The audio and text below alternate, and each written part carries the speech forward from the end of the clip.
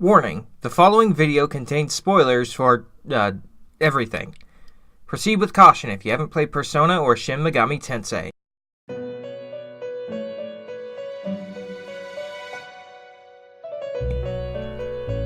Oh boy, the P5S announcement is here. Here comes that switch point. Persona 5 Scramble The Phantom Strikers. Huh. That wasn't at all what I thought it was going to be. Why, hello there. Welcome to the Infirmary arcade. This place exists between dream and reality. Wait, that's not my line. Either way, I'm Nurse Venus. A pleasure to meet you.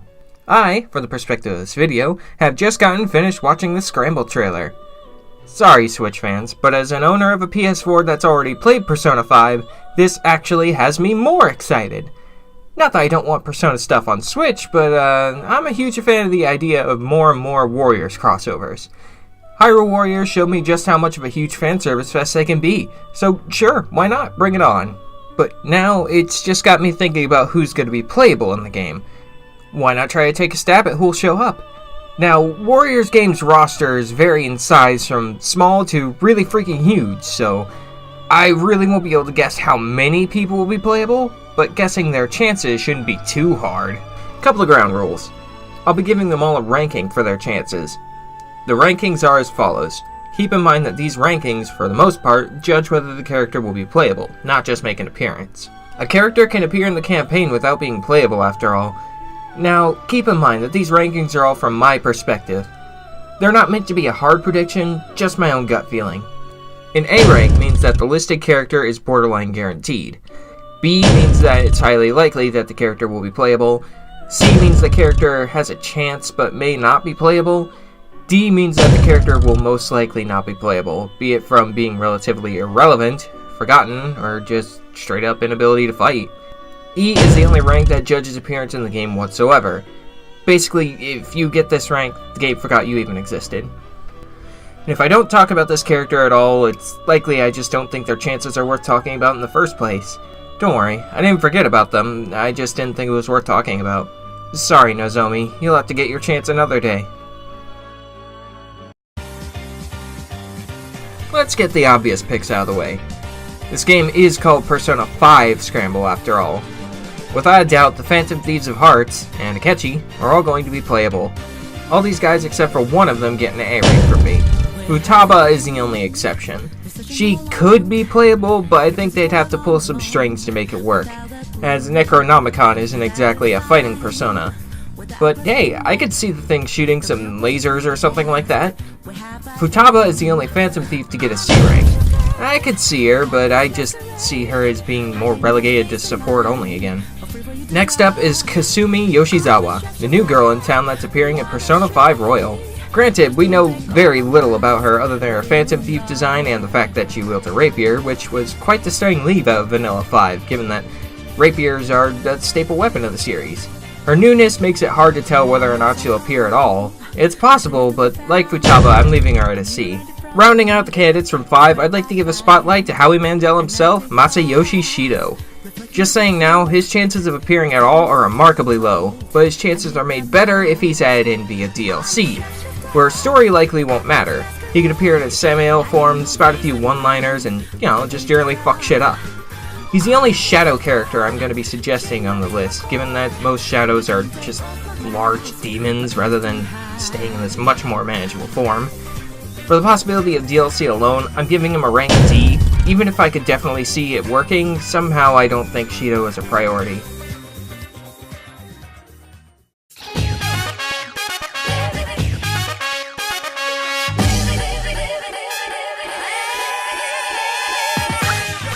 If you thought this list was going to be solely Persona 5, you're sorely mistaken.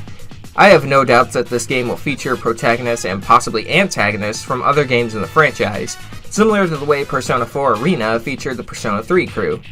Speaking of, let's rank the chances of the C's cast. Persona 3's cast is probably the most mixed bag in terms of who may and may not appear. Hell, let's start out with the questionable appearances, why don't we? Makoto, Minato, whatever you call him, Dorkun is a hard C rank. It all depends on if they want to follow the canon here. It's very likely they'll throw him a bone via DLC, but his big issue might still close a few doors for him.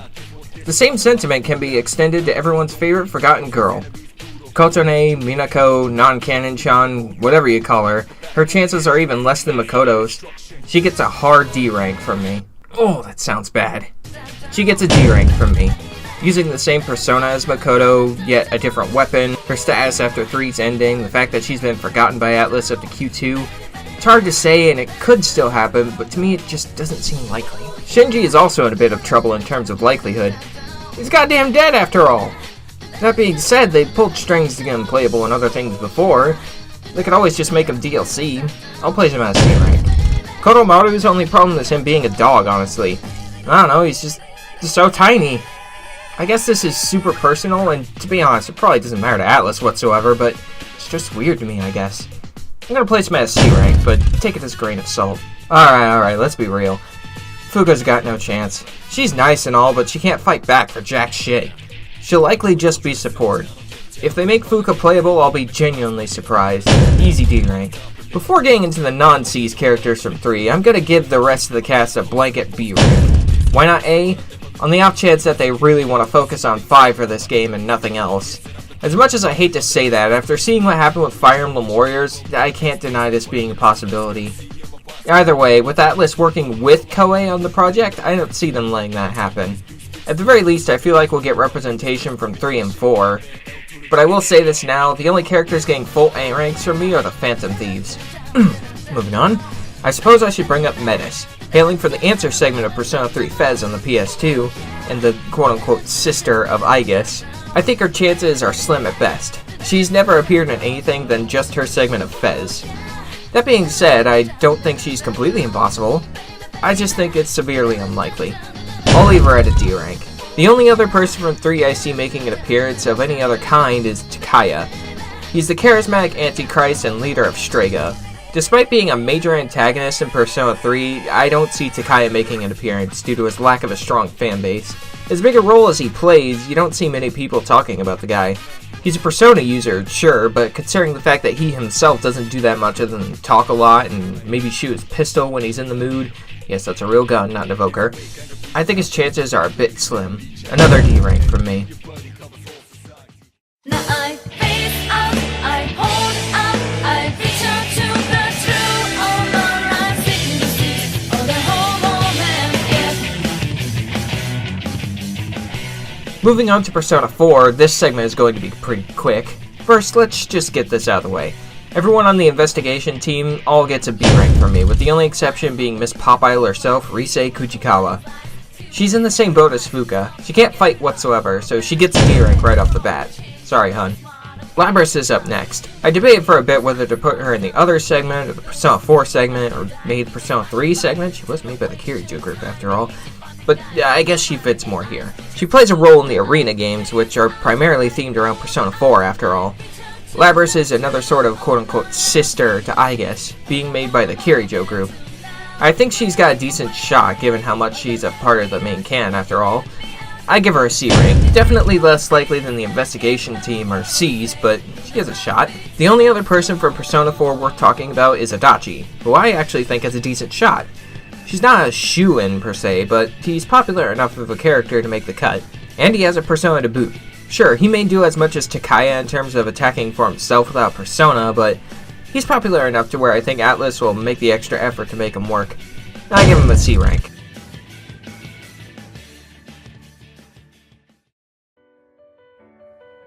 Next up is everybody's favorite group of oddballs. It's the residents and host of the Velvet Room.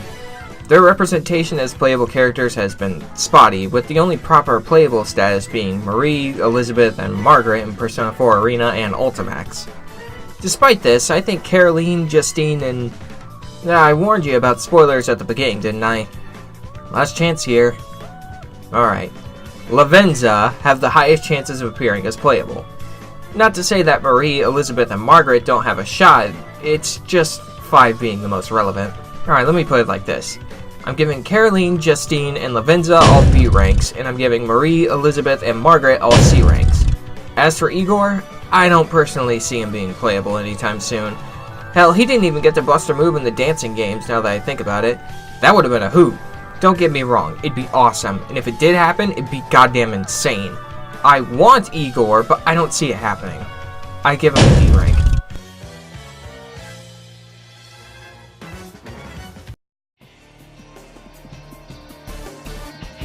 Alright, on to my least favorite part. The part where a lot of people get sad. Everyone say a prayer for all these poor saps. They never even had a chance. Say a prayer for Naoya, for Tatsuya and Maya. Say a prayer for Joker before Joker. Say a prayer for... Okay, maybe don't say a prayer for Fuhrer. Can you even imagine the can of worms that open up? But yeah, anybody from Persona 1 and 2, it's probably not going to happen, unfortunately, sad as it is. Atlus seems to have forgotten about these guys unless they want to make you pay for costumes. Sad as it is, these guys all get the only E rank I'm going to give out in this video. I didn't want to have to do it to them, but it's just not happening. Though, Atlus, if you can prove me wrong here, I'd appreciate that considerably.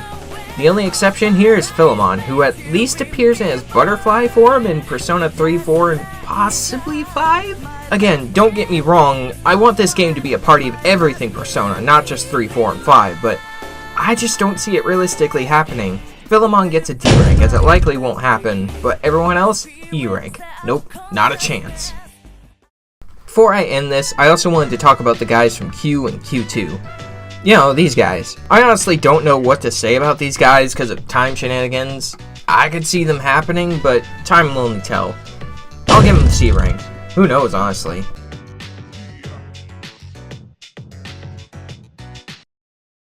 Is that it? I think that's all the material I got.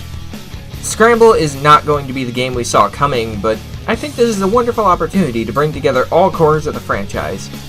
Given that it's 3, 4, or 5, but hey, can't win them all, I guess. Again, please take the rankings of this video with a grain of salt, because if everyone I stated above with at least a C rank got in, then we'd have a roster of 37? I think I counted that right. And that's huge, especially if you take into account that some characters will have more than one moveset to accommodate multiple personas. Then there's the possibility of characters exclusive to Scramble, like Lana and Sia from Hyrule Warriors. Either way, I feel like I'll be satisfied with the game's roster as long as it's not just 5 only, and has a ton of content for me to grind through. Let me know what you think about their odds, and if I missed anybody that you think has a chance, feel free to tell me in the comments below. Thanks for watching, and remember to keep your health in check. This is Nurse Venus of the Infirmary Arcade, and we'll see you next time.